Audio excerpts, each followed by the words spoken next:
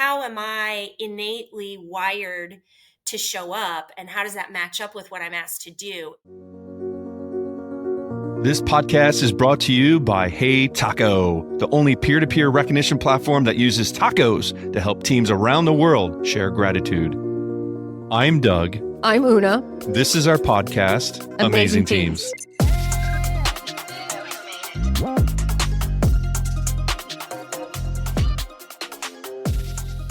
Heather Haas, welcome to the Amazing Teams podcast. Thank you. It's great to be here. Heather, thank you for joining us.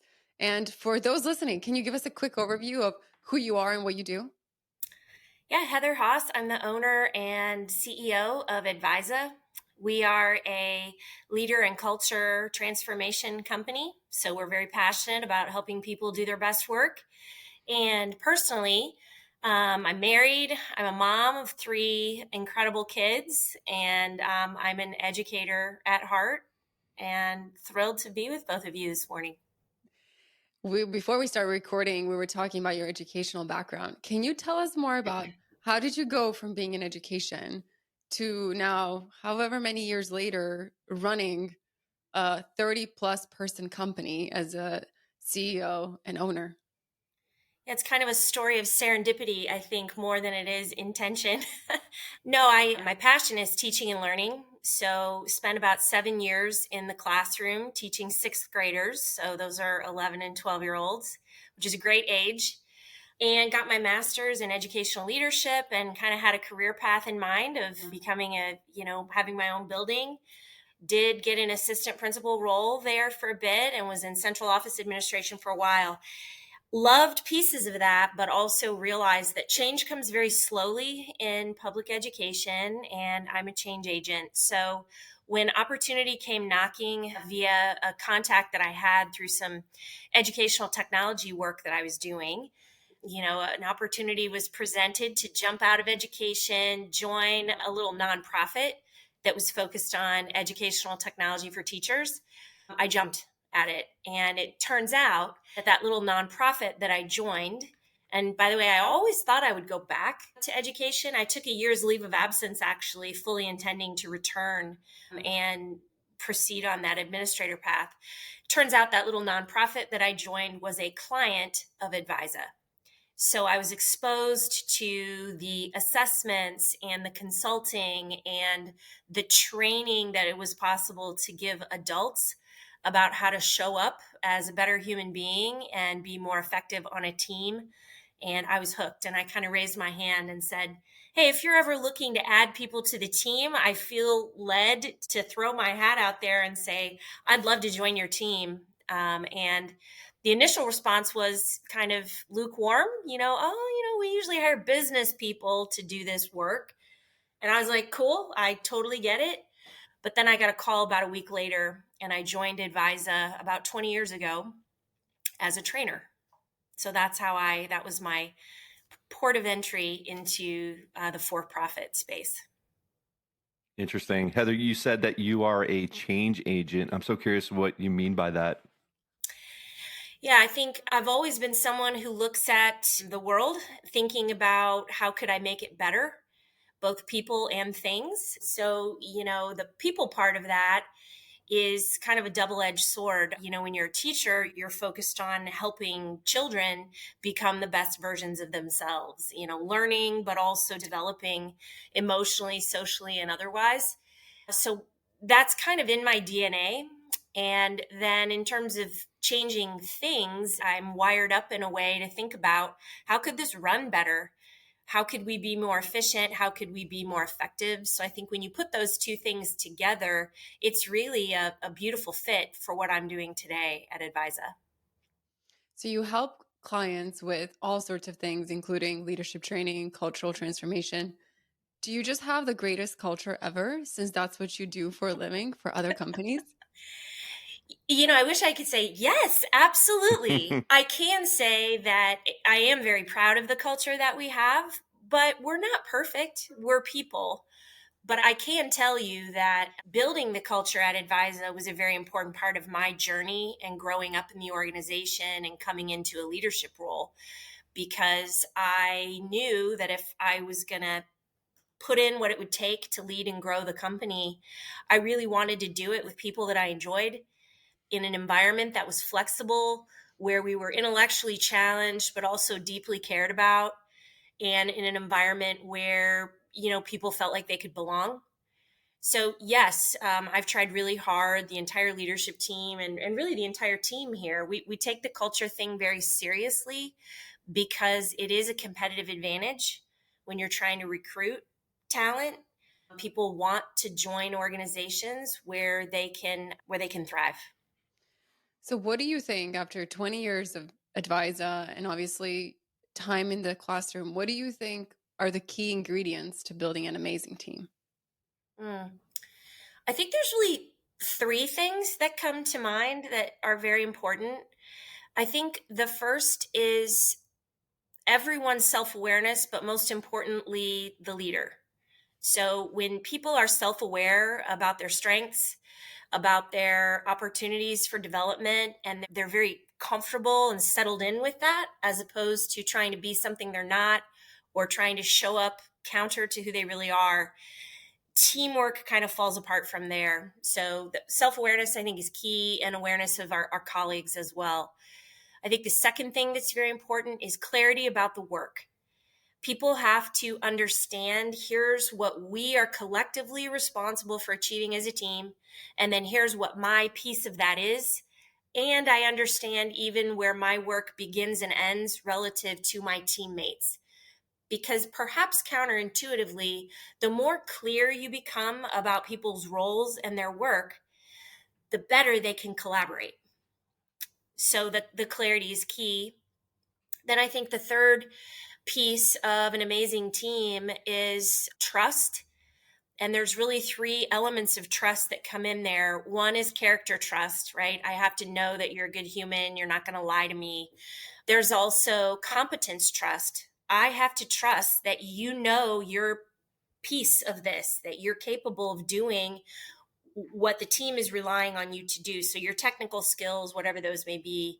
And then communication trust, that we speak with good purpose and that we have the skills to really engage. So I think self-awareness, that clarity about the work and how success will be measured, and then trust in those three ways. Those are pretty important ingredients in my view. I'm so curious. 20 years is a long time, Heather. How do you stay engaged? How do you stay excited about the work you're doing? Yeah, one of our core values is continuous learning, and that is how. I mean, that is the fuel that gets me out of bed in the morning. The world is changing so rapidly, and it always will. So what that means is there's just a continuous river of things to learn and understand in order to stay relevant as a business and in order to stay effective and relevant as a leader. So yeah, continuing to learn and grow. And, for example, later today, our team is getting together to talk about how AI impacts our business and how we might, try some things, do some things. Those kinds of intellectual challenges are very motivating. Heather, on the understanding piece, or maybe self awareness, I'm putting words in your mouth by saying understanding. Mhm. Do you think it also translates to actually understanding yourself, but also other people? Because your predictive index, right, the product that you started with, helps Mhm. you understand other people so you can actually coach them better and help them achieve their full potential. Absolutely. I mean, in the best use case of predictive index, which is a software platform that includes a variety of assessments, one of which is a behavioral assessment that measures inherent motivating needs that are present in all people. And the predictive part of predictive index is that people behave in ways that meet their needs. So when I understand, which is exactly what happened to me when I was at that little nonprofit and a consultant from ADVISA came in and he helped me understand my behavioral profile, I need independence, challenge, freedom, and control like oxygen. I need those things. And therefore, it's predictable that I might show up as a change agent because I want to grab hold of what is in my midst and make it better. I want to have the runway to do things my way. I have a sense of urgency. So when I understand those things about myself, that's really powerful because then I can self-manage because all of our greatest strengths can also be our greatest weaknesses if they're unbridled. But the other great thing about predictive index is you have that data about everyone else on the team too. So that's where that mutual understanding comes into play. People understand what's driving me. And when they see me get a little cranked up or intense, it's not, oh, she's coming after me. It's, oh, she wants to solve this problem, or she is going after that goal. And vice versa. If I see a member of the team and they're holding back and sitting back and sort of looking pensive and they don't have much to say, it's not because they're disengaged.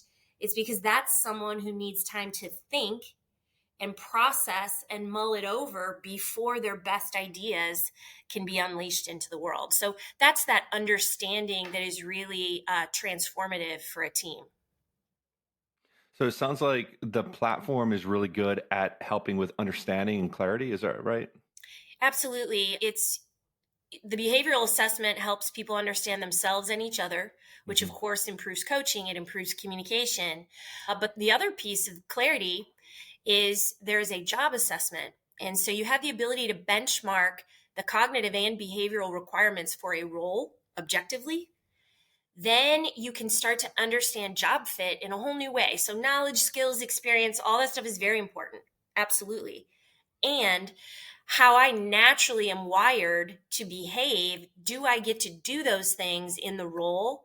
So that kind of job clarity about, I'm wired up this way, the role requires this. Now I can coach somebody on the team to really understand where they're going to have to stretch, which is not a bad thing, but where they're going to really naturally get energy from the work. So that kind of clarity is powerful. We also have tools where we can clarify what type of team, are you a stabilizing team, et cetera. And then we can overlay that with what is the work. And that's where the magic happens. When people start to understand themselves relative to their work, not just from a skill perspective, not just from a knowledge perspective, but from a how am I innately wired to show up and how does that match up with what I'm asked to do? Now we can get very intentional about development, and we can get very intentional about self-management, communication, etc. It strikes me also that it allows you as the leader, but also colleagues to make other people feel seen.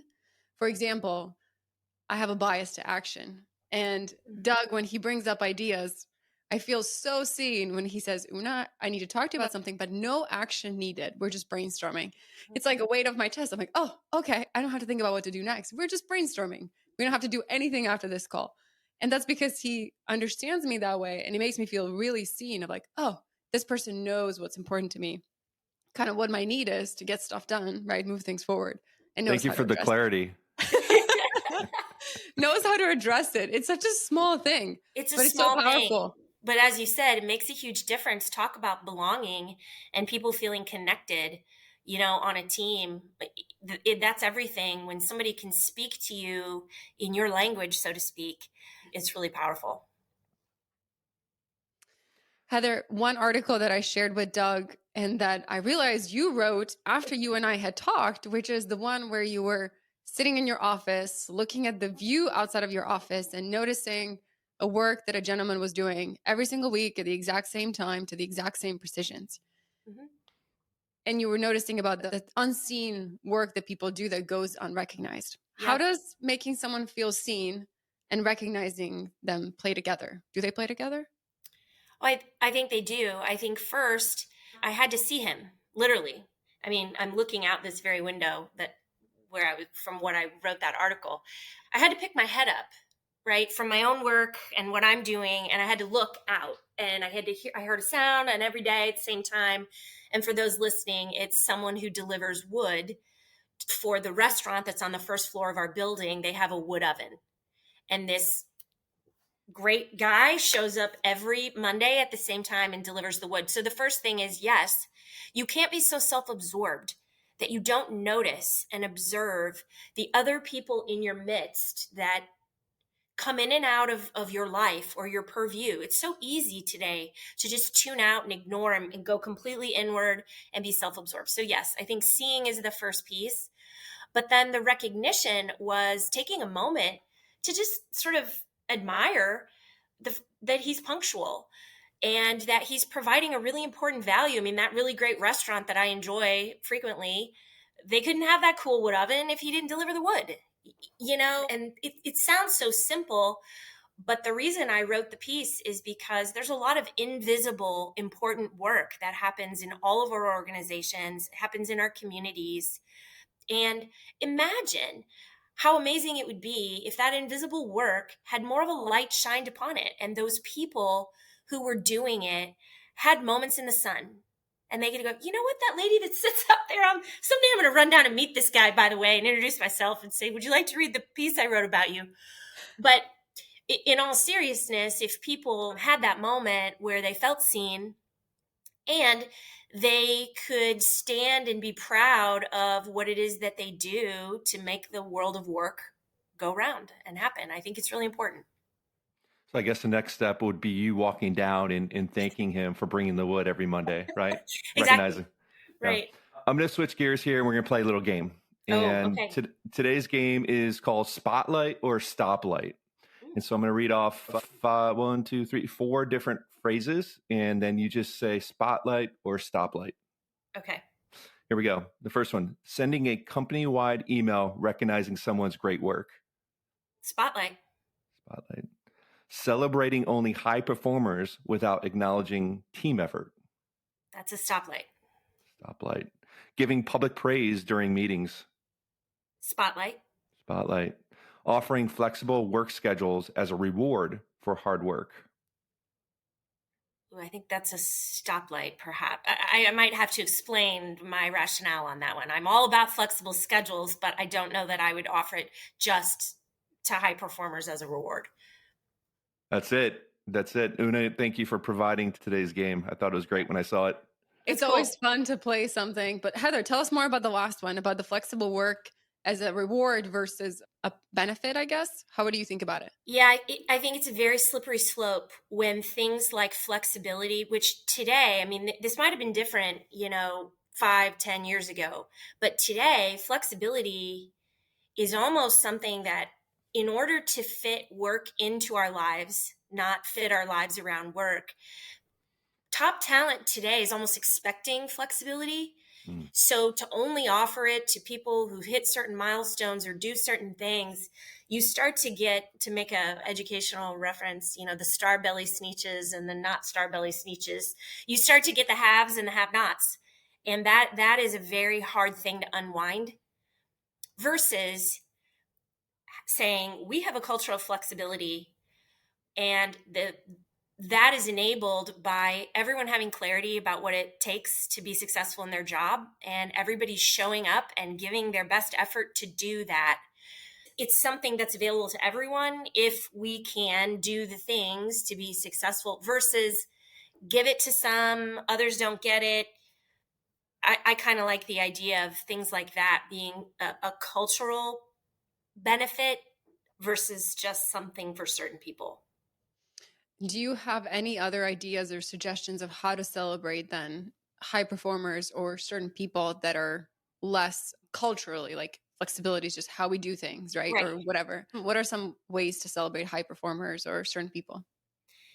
Well, I think, a couple of them were part of the game. I mean, to have a way like everything you all do with the tacos, but to have a systematic way that it's part of our DNA and how we operate to recognize people, both informally and informal communication channels, like putting out a company communication where a couple of people are highlighted.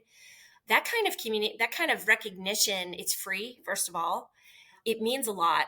I also think, when I used to be a teacher, I taught at a school called Clay Junior High in Carmel, Indiana, where ADVISA is located today.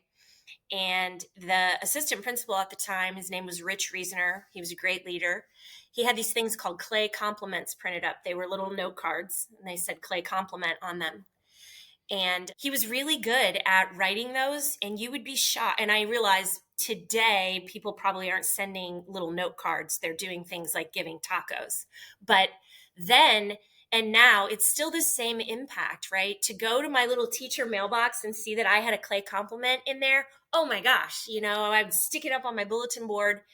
So even things like that, putting a post out on Teams, I still do actually a lot of handwritten notes to people.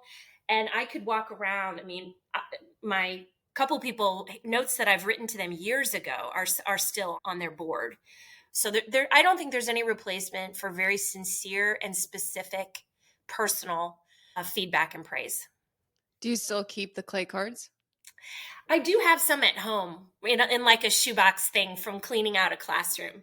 But today we have these little ADVISA cards. So, Heather, I read to you a quote by you and boy. ask you a few more questions. And you said somewhere, somehow on the World Wide Web saying, recognizing a job well done is one of the biggest missed opportunities for leaders and managers. Tell us more about that. Why is it such a big missed opportunity for people in leadership? Yeah, I mean, just pulling the thread of what I just shared, the impact is so profound. There are so few moments in life where, as we were talking earlier, we feel really seen and celebrated. And it's a missed opportunity because we just get so busy, right? I mean, all of our days, we're so busy.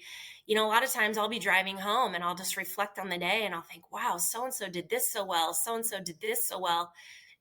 I have to force myself when I get home to shoot them a little note on Teams or shoot them a text, or sometimes I'll even call on my drive home. But it's a missed opportunity also because it's free, and to be able to have that much impact without it being a line item on a budget, more leaders should be more deliberate about incorporating recognition into their daily leadership rhythm. Doug, you probably have a lot of thoughts about that. I 100% agree. And it's something that I strive to do more of. Oftentimes I find myself looking back saying, oh, I should have thanked that person or recognized that person or showed more appreciation. So it's definitely something that I'm actively always working on. Hence why I started a recognition company. Yeah. It's also, I mean, if you dig into the research, it's really good for our mental health.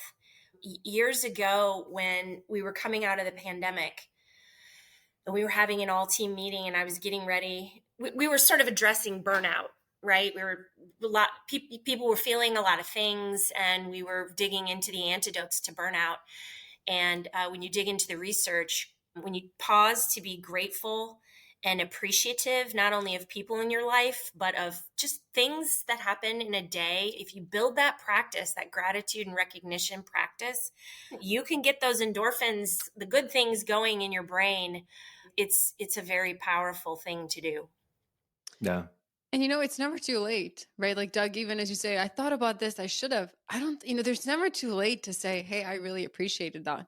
I was showing Doug a YouTube video of Harry Styles, the singer, right? Yep. I'm not a pop culture person, but I think he was on a stage about to sing. So I'm assuming he's a singer. So he was at a concert and he looked at the crowd and he said, is Mrs. Vernon here? Oh. And he said, Mrs. Vernon was my second grade teacher, and I heard she was going to be in the stage today, and I just want to say hi. And there was Mrs. Vernon somewhere in the back, kind of raising her hand, and he went over. He said, Mrs. Vernon, I'm so happy you're here. You were awesome. Thank you so much. And it was Amazing. like, this is a grown man, right? Yeah. So this was 20 years ago, whatnot. So it's never too late because sometimes you don't recognize what people did that you appreciate until later in life, right? That's right. No, that's such an important point. Right. Doug's teenage kids are probably like, they don't appreciate it now, but in 20 years from now, like, Dad, that was really good what you did for me right then and there. Yeah. Point accepted. Mm-hmm. Mm-hmm. One other quote, Heather. Organizations today cannot afford to lose good people because there simply are not enough humans to go around. Tell us more. Yeah, if you dig into the demographic realities, we've got upwards of 10,000 boomers exiting the workforce every day.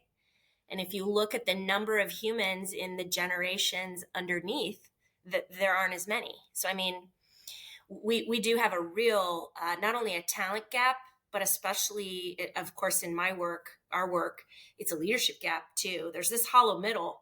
You've got these boomers who want to sell their businesses and move on and get their boats or go fishing or whatever they're going to do.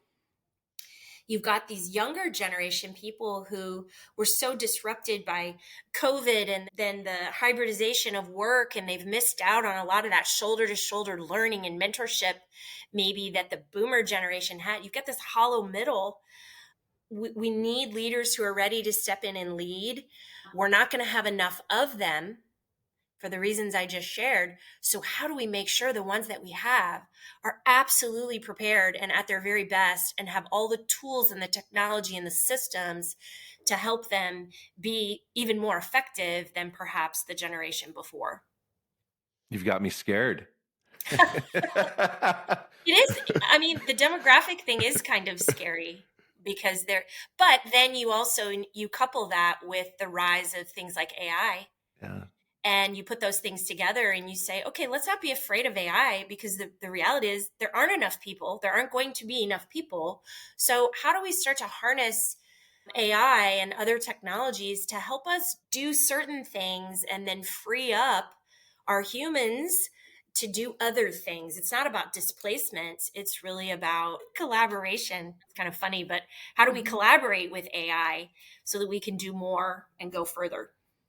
You mentioned that your team is having a meeting this afternoon to talk about AI. I'm curious what you guys are going to be talking about. Well, I'm in my role, I really see, I've got to try to see down the road and have the longest long view, for the business. I'm starting to think about things like, soon things like assessments, the way we traditionally now fill out a thing and then you get a report. Pretty soon, AI will just observe. There will be ways for that kind of information to be generated without the need to take an emotional intelligence assessment or to take a behavioral assessment.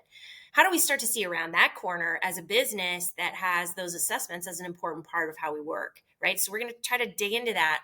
We're also going to talk about how we might build, we take a very customized approach to leadership development. We help executive teams define core values and leader capabilities, and then we build programs that back into exactly those things, in addition to the general things leaders need to do, like give feedback, manage change.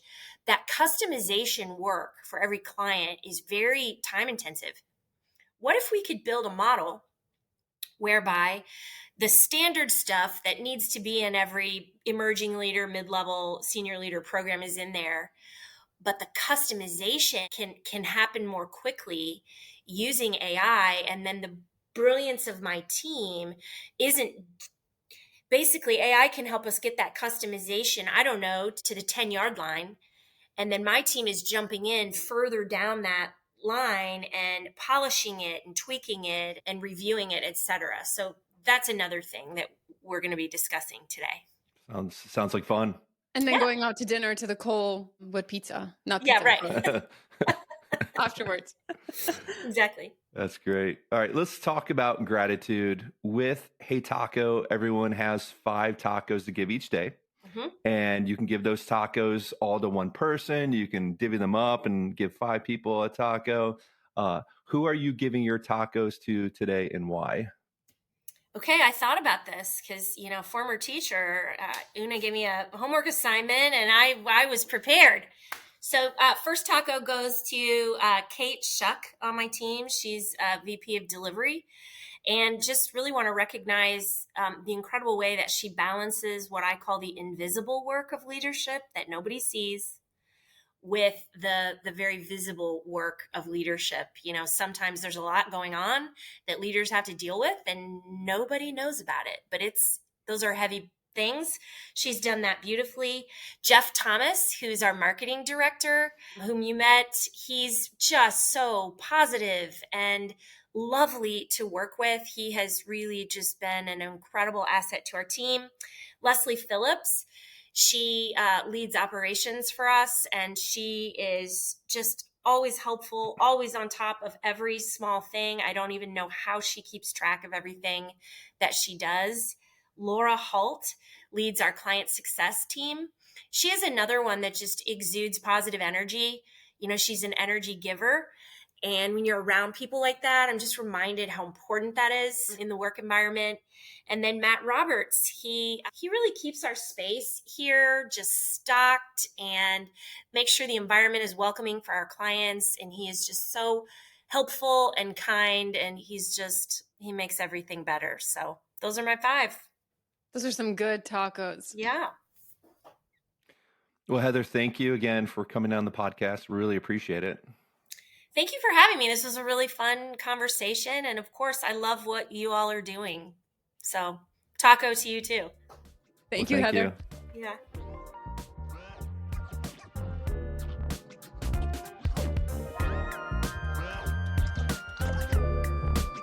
Thanks for listening. One of the important things about building a team is gratitude. If you're looking to add more gratitude into your team, check out heytaco.com. We are clearly biased, but it really does work. Use the code AMAZINGTEAMS to receive 15% off for the first 3 months of your subscription.